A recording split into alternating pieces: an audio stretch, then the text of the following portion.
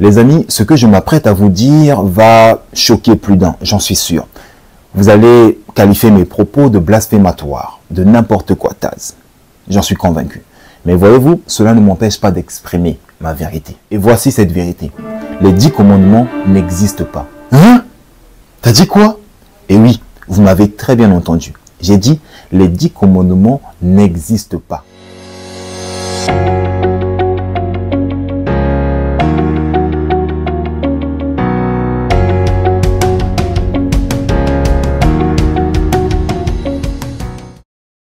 Salut à tous, j'espère que vous allez merveilleusement bien, tout comme moi, ça ne change pas. Qui plus est, je me sens toujours aussi parfaitement divin. Et d'ailleurs, vous devriez dire la même chose. Celui qui ne sait pas qu'il sait, éveille-le. Voilà le but de ma chaîne Motiveuse Power. Et éveillez vos consciences en vous poussant sans cesse à la réflexion afin que chacun puisse tendre vers sa propre sagesse. D'où le slogan sagesse intérieure. Les amis, bienvenue sur cette série de vidéos consacrée aux 10 commandements. J'ai créé une playlist qui parlera uniquement des 10 commandements. Je sais, d'aucuns d'entre vous se disent, mais pourquoi devrais-je consacrer de mon temps et de mon énergie à te regarder et à t'entendre parler de choses que je sais déjà? Qui ne connaît pas les 10 commandements? Alors, qu'est-ce que tu as de si particulier à nous dire au sujet des 10 commandements qui devraient susciter mon attention? Eh bien, voyez-vous les amis, les 10 commandements que nous connaissons nous ont été présentés sous l'angle de la religion, d'un point de vue religieux. Eh bien, dans cette vidéo ou dans cette série de vidéos, je vais vous présenter ces 10 commandements entre guillemets, parce que je dis entre guillemets parce que le terme commandement est un terme assez dur. Une personne spirituelle a du mal à concevoir le terme commandement. D'autant plus que celui-ci vient de Dieu. Mais je vais vous l'expliquer un peu plus en détail dans les minutes qui vont suivre. Et pour cela, j'aurai vraiment besoin de toute votre attention. Et comme j'ai souvent l'habitude de le dire, si vous voulez comprendre les concepts que j'aborde dans chacune de mes vidéos, vous devez absolument avoir l'esprit béant. Car l'esprit est comme un parachute. Il fonctionne mieux lorsqu'il est ouvert. Soyez donc ouverts. Les amis, ce que je m'apprête à vous dire va choquer plus d'un, j'en suis sûr. Vous allez qualifier mes propos de blasphématoires, de n'importe quoi, Taz. J'en suis convaincu. Mais voyez-vous, cela ne m'empêche pas d'exprimer ma vérité. La vérité est souvent inconfortable, mais elle réconforte les personnes qui ne veulent pas l'ignorer. Par contre, elle blesse celles et ceux qui ne veulent pas l'entendre, encore moins l'admettre. Et voici cette vérité. Les 10 commandements n'existent pas. Hein? T'as dit quoi?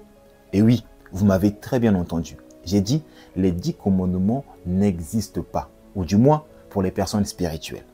Permettez-moi de m'expliquer. Avant de vous déchaîner dans les commentaires, permettez-moi de m'expliquer. Ayez l'esprit ouvert et écoutez ce que j'ai à dire. Si vous êtes une personne religieuse, cela signifie que vous avez accepté la description fallacieuse et biaisée de la déité que les religions organisées nous ont présentées. Les religions organisées, comme j'aime bien les appeler, nous ont présenté Dieu comme un être vindicatif, courroucé, jaloux, égocentrique, impitoyable, mégalomane, un Dieu qui a sans cesse besoin de commander pour asseoir son pouvoir et sa domination. Un Dieu extrêmement jaloux, un Dieu qui inspire la peur, un Dieu qui est prêt à punir ses enfants si vous ne faites pas ce qu'il dit, si vous ne suivez pas à la lettre ses commandements. En acceptant de croire en un tel Dieu, cela me semble logique, voire même compréhensible de voir bien de religieux accepter les 10 commandements que les religions organisées leur ont présentés. Et ainsi, les personnes religieuses s'évertuent à implémenter ou à suivre scrupuleusement et peureusement ces 10 commandements. Sinon, ils savent ce qui les attend. Ils savent que s'ils ne respectent pas les 10 commandements, le jour du jugement, ils iront en enfer. Un enfer que Dieu lui-même a créé pour envoyer ses propres progénitures. Voilà un Dieu qui a instauré les commandements et qui a demandé à ses progénitures de les suivre à la lettre. Celui ou celle qui ne suivra pas les 10 commandements qui viennent de Dieu, qui ont été promulgués par Dieu, connaît déjà sa sentence. Voilà le Dieu auquel les religieux croient. Et cela ne m'étonne pas qu'ils accordent beaucoup d'importance aux 10 commandements qui leur ont été présentés d'un point de vue religieux. Alors, que pense la spiritualité de tout cela? Que pensent des personnes spirituelles des 10 commandements? Eh bien, voyez-vous, pour une personne spirituelle, l'idée même de commandement venant de Dieu est inconcevable. Parce que, en tant que personne spirituelle, nous n'avons pas la même conception et perception de la déité. Quand je dis que les 10 commandements n'existent pas, ce que je veux dire, c'est ceci. Écoutez très bien ce que je veux dire. Dieu, ou l'énergie source, ou l'intelligence cosmique, le géniteur commun de tous les êtres, ou la source universelle de vie, est tout simplement et terriblement le Créateur. Et que fait le Créateur? Le Créateur crée. Le Créateur ne commande pas, le Créateur crée. En ce sens, tout ce dont Dieu a besoin, il peut le créer. Tout ce que Dieu veut, il peut le créer. Et voici une autre vérité à propos de Dieu. Dieu est tout ce qui existe et tout ce qui n'existe pas.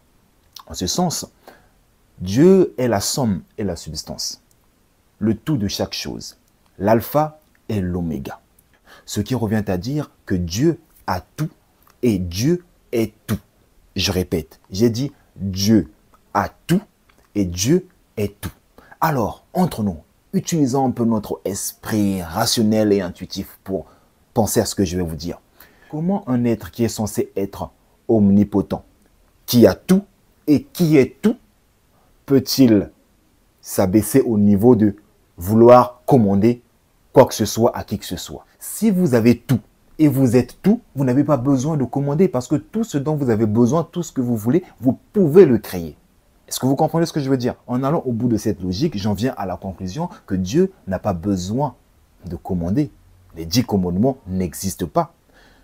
En tant qu'une personne spirituelle, on ne parle pas de commandement de Dieu, on parle plutôt de signes, indications, ce qui se produisent dans la vie d'une personne lorsque celle-ci a atteint la pleine conscience ou l'illumination, bien que j'aime pas employer ce terme illumination parce qu'il est devenu un peu galvaudé. Permettez-moi de vous expliquer ce point et ensuite nous parlerons des 10 commandements entre guillemets. Alors, en tant que conscience individuelle de Dieu ou portion divine ou encore partie de Dieu, nous avons choisi de nous incarner dans cette dimension en acceptant de nous soumettre à l'amnésie partielle ou quasi totale.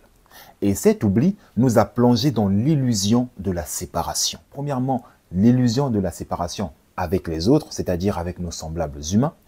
Deuxièmement, cet oubli nous a plongé dans l'illusion de la séparation avec la nature, c'est-à-dire le règne animal, végétal et minéral. Et enfin, cette amnésie nous a plongé dans l'illusion de la séparation avec la vérité et la réalité ultime, à savoir Dieu. Et notre but dans cette expérience est d'atteindre l'illumination ou la pleine conscience. C'est-à-dire que nous devons arriver à sortir de cette illusion, de cet oubli, afin de nous rappeler. C'est-à-dire afin de appeler ce que nous avons oublié. Lorsqu'on dit qu'une personne est illuminée, ou une personne a atteint la pleine conscience, cela signifie que cette personne est sortie de l'illusion. Cette personne a compris que ce monde est un monde illusoire, c'est-à-dire a pris conscience de la vérité ultime, qui est que nous ne faisons tous qu'un. Cette personne s'est rappelée qui elle est réellement, à savoir Dieu. Et elle a aussi pris conscience que nous sommes tous des dieux. Nous ne faisons tous qu'un. Cet acte s'appelle le rappel. Mais voyez-vous, se souvenir ou se rappeler que nous sommes des dieux est une chose, car il y a une différence entre savoir que nous sommes des dieux et en faire l'expérience. Est-ce que vous comprenez? Vous pouvez crier autant de fois que vous voulez que nous sommes des dieux, nous avons été créés à l'image et à la ressemblance de Dieu, mais tant que votre savoir ne se transformera pas en expérience, sachez que ce savoir reste un concept. Savoir que vous êtes Dieu est une chose, mais en faire l'expérience en est une autre. Car vous ne pouvez vous connaître en tant qu'une personne gentille à moins de poser un acte qui démontre votre gentillesse. Vous ne pouvez vous connaître en tant que grand écrivain à moins d'écrire. N'est-ce pas? Vous ne pouvez vous connaître en tant qu'artiste à moins de faire montre de votre art par l'expérience. Et c'est ça le but.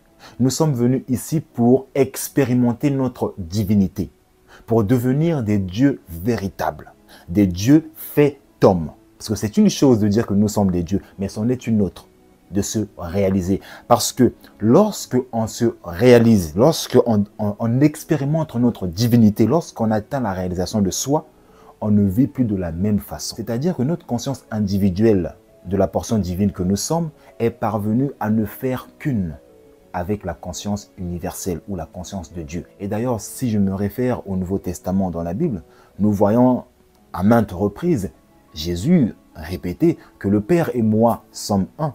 Qui m'a vu a vu le Père. Ne savez-vous pas que vous êtes des dieux? Eh bien, Jésus avait atteint l'illumination, c'est-à-dire il s'est réalisé en tant que Dieu, en tant que qui il est réellement. Et c'est ça le but, c'est la réalisation de soi. Quel est le rapport entre ce que je viens de vous dire et les 10 commandements? Eh bien, on y arrive. L'illumination est un cheminement spirituel. C'est un travail intérieur et personnel.